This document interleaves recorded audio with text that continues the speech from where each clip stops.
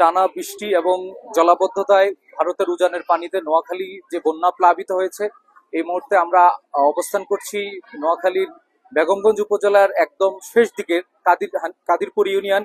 এই কাদিরপুর ইউনিয়নের আজকে যে জায়গাটায় আমরা আছি সেটা হচ্ছে আহমেদ আলী মহিলা মাদ্রাসা। এই মাদ্রাসায় প্রায় 4 শতাধিক আশ্রয় প্রার্থী আশ্রয় কেন্দ্র রয়েছেন। এর ভেতরে আমরা জেলা প্রশাসক দেওয়ান মাহবুবুর রহমানের সাথে কথা বলেছি। তিনি আমাদেরকে বলেছেন প্রায় নোয়াখালীতে 20 লক্ষাধিক মানুষ পানিবন্দী রয়েছেন, প্রায় 2.5 লাখ মানুষ আশ্রয় কেন্দ্রে আশ্রয় নিয়েছেন এবং এই আশ্রয় কেন্দ্রের সংখ্যা হচ্ছে প্রায় 12 শতাধিক।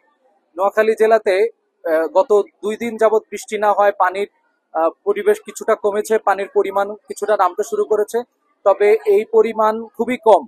বিশেষ করে জলাবদ্ধতা থাকার কারণে এই পানির পরিমাণটা নামতে ধীরে ধীরে নামছে।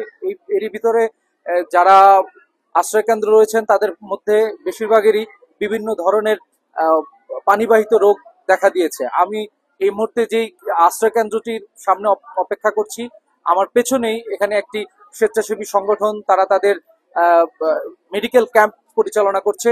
আমি যদি দেখাই, সেখানে পানিবাহিত রোগীদের সংখ্যা খুবই পরিমাণে বাড়ছে এবং এই এলাকার সাথে যে মূল যে যোগাযোগ, সেই যোগাযোগটা কিন্তু খুবই বিচ্ছিন্ন হয়ে পড়েছে। এখানে বিভিন্ন বয়সের বিভিন্ন নারী পুরুষ তারা কিন্তু এই আশ্রয় কেন্দ্রে এসেছেন এবং তারা তাদের যে সমস্যাগুলো আছে সেই সমস্যাগুলো তারা ডাক্তারকে বলছেন। এই মুহূর্তে রুগীদের যে লম্বা লাইন, সেই লাইনটি বলে দিচ্ছে আসলে আগামী দিন আমাদের জন্য কতটা চ্যালেঞ্জ হতে পারে আমাদের এই এই পানিবাহিত রোগগুলো। এই বন্যার ভেতরে বিশেষ করে মহিলাদের যেই লম্বা সিরিয়াল দেখা যাচ্ছে, তাতে বোঝা যাচ্ছে যে তাদের আসলে এখনই একটা অ্যালার্মিং সময় যে আগামী দিনে কিভাবে সেটা মোকাবেলা করবে। এখানে একই সাথে পুরুষের লাইনও আমরা দেখতে পাচ্ছি। এখানে গাইনি চিকিৎসক রয়েছেন, তারপরে পুরুষ চিকিৎসক রয়েছেন।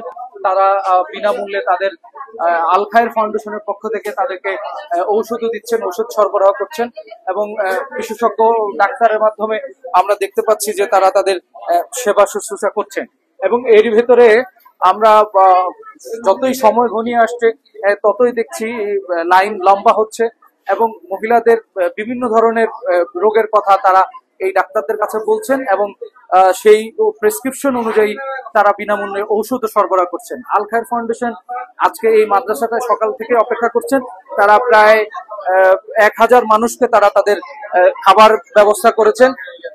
এই এই খাবারগুলো তারা প্রতিদিনই নোয়াখালীর বিভিন্ন প্রত্যন্ত অঞ্চলে তারা এগুলো সরবরাহ করে থাকেন। এই সরবরাহ করার মাধ্যমে তারা মূলত এই মেসেজটাই দিতে চাচ্ছেন যে আসলে মানবতার এক মানবিক বাংলাদেশ গড়ার ক্ষেত্রে যে মানুষের পাশে দাঁড়ানো, সেই মেসেজটি দিতে চাচ্ছেন।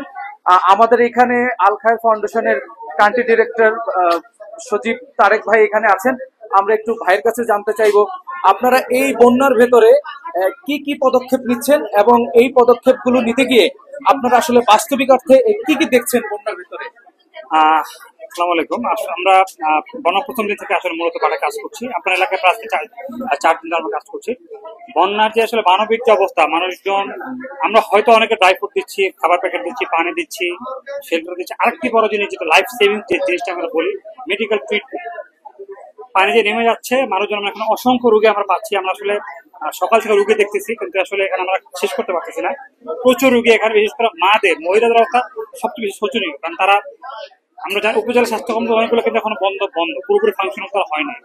এত রিমোট এরিয়া, তারা কিন্তু ডাক্তারের সেবা পাচ্ছে না।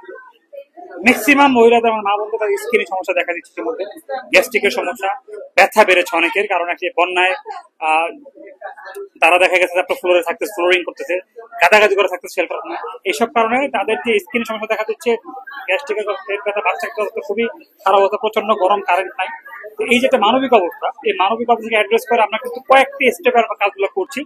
প্রথম দিন থেকে মাঠে ছিলাম। আমরা প্রথমে শুকনো খাবার দিয়েছি, রেস্কিউ অভিযান চালিয়েছি। যে পানি নেমে গেছে আপনাদের এইসব এলাকা, ফেনী, লক্ষ্মীপুর, আমরা কিন্তু শুকনো খাবার বন্ধ করে দেওয়ার পাশাপাশি তাদেরকে চাল ডাল দেওয়া শুরু করেছি, যাতে তারা তাদের স্বাভাবিক জীবন দ্রুত ফিরতে পারে।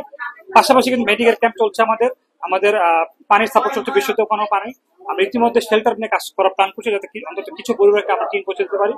ইভেন আমাদের প্ল্যান আছে ইনশাআল্লাহ কিন্তু হাউস বিল্ডিং প্রজেক্ট আমরা করবো। আপনারা জানেন আলকা ফাউন্ডেশন পর্যন্ত বাংলাদেশে প্রায় কয়েক শতাব্দীকে আমরা ঘর বানিয়ে দিয়েছি, দুরুমের ঘর। ইনশাআল্লাহ আমরা এই এলাকাগুলোকে আমরা প্রায়োরিটি দিয়ে আমরা সেই গৃহ নির্মাণ প্রোগ্রামকে হাত দেবো ইনশাআল্লাহ। আচ্ছা, আমি একটু যদি আপনার কাছে জানতে চাই, আপনারা যে জায়গাটায় আসলেন সচরাচর মানুষ এই জায়গাটাতে আসতে পারে না, এবং এখানকার মানুষের সাথে কথা বললাম, তারা আমাদেরকে যেটি বলছে সেটা হলো যে এটার সাথে যোগাযোগ বিচ্ছিন্ন হয়ে পড়েছে বন্যার কারণে, প্লাবিত হয়। আপনারা এই ধরনের রিমোট এরিয়াতে কাজ করছেন এবং এখানে কিছু গর্ভবতী মহিলাও তাদের সমস্যা নিয়ে আসছেন। তো এখান থেকে আপনাদের আসলে রিমোট এরিয়া মহিলাদেরকে এবং ডায়রিয়া রোগীদের জন্য কি মেসেজটা আর কি আপনারা দিতে চাচ্ছেন গণমাধ্যমের মাধ্যমে? আমরা মূলত সকলের কাছে একটা অনুরোধ থাকবে যে আমরা চেষ্টা করবো রিমোট এরিয়া পৌঁছানোর জন্য। যেহেতু আমরা মানবিক সেবা কার্যক্রম যারা আমরা নিয়োজিত আছি, বিশেষ করে যারা আমরা প্রফেশনাল যারা আছি, আমাদের অবশ্যই ফোকাস করতে হবে। আমরা জানি আমাদের এই সেক্টরে যারা কাজ করছে প্রতিনিধিগণ, আমাদের কয়েকদিন আগে মাননীয় প্রধানমন্ত্রী কার্যালয়ের আন্ডার যে এনজিও বিষয় পুরো তার ডিজির অধীনে আমাদের মিটিং হয়েছিল। ওখানে আমরা এনজিও যার প্রতিনিধি আছে তারা সকলে ফোকাস করেছি রিমোট এরিয়া।